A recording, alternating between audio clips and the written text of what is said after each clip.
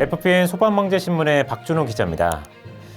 뉴스 브리핑에 앞서 10월 29일 이태원 할로윈 참사 사고로 안타깝게 목숨을 잃은 희생자분들의 명복을 빌며 유가족분들에게도 위로의 말씀을 전합니다. 이와 더불어 다치신 분들의 빠른 쾌유를 빌겠습니다. 그럼 주요 뉴스 브리핑 시작하겠습니다. 10월 29일 서울 이태원의 한 골목길에서 압사 사고로 9일 오후 기준 156명이 사망하고 197명이 다치는 대형 참사가 발생해 온 국민이 충격에 빠졌습니다. 희생자 중엔 20, 30대가 많았고 중학생 등 10대도 있는 것으로 알려져 큰 안타까움을 자아내고 있습니다.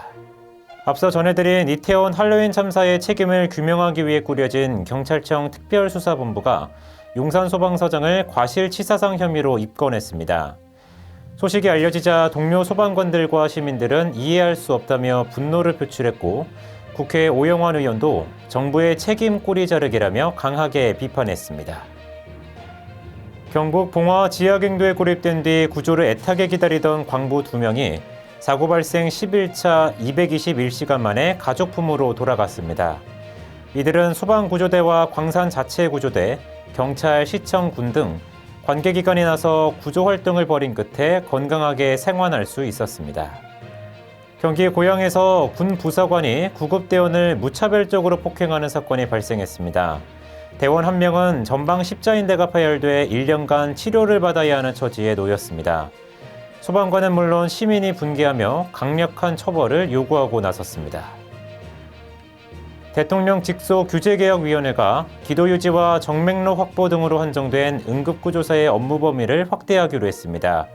규제위는 내년 6월부터 응급구조사도 급박한 상황에선 심정지 환자에게 약물 투여를 할 수 있도록 심의 확정했다며 이로 인해 국민의 생명과 안전보호를 도모할 수 있을 것이라고 밝혔습니다. 국가화재안전기준이 성능 기술 기준으로 나뉘고 고시 공고 형태로 각각 재개정됩니다. 소방청은 이 같은 내용이 담긴 소방시설법이 12월 1일부터 본격 시행된다고 밝혔습니다. 국가화재안전기준 이원화에 따라 어떤 변화가 생기는지 분석했습니다. 경기도 소방재난본부장에 이어 소방청장이 직위 해제되는 등 검찰의 비위 의혹 수사가 확대되면서 소방청이 조직 쇄신에 나서고 있습니다.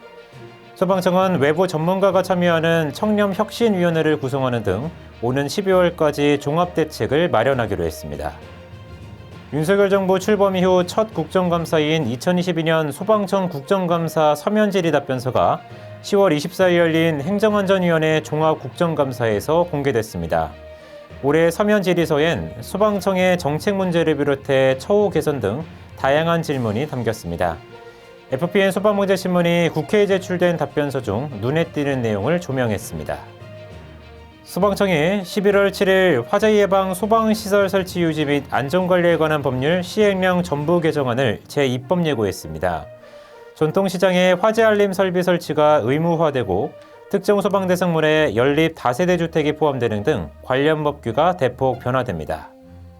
소방청과 한국소방산업기술원이 소방장비 9종의 기본규격 개발 사업 최종 공청회를 열었습니다.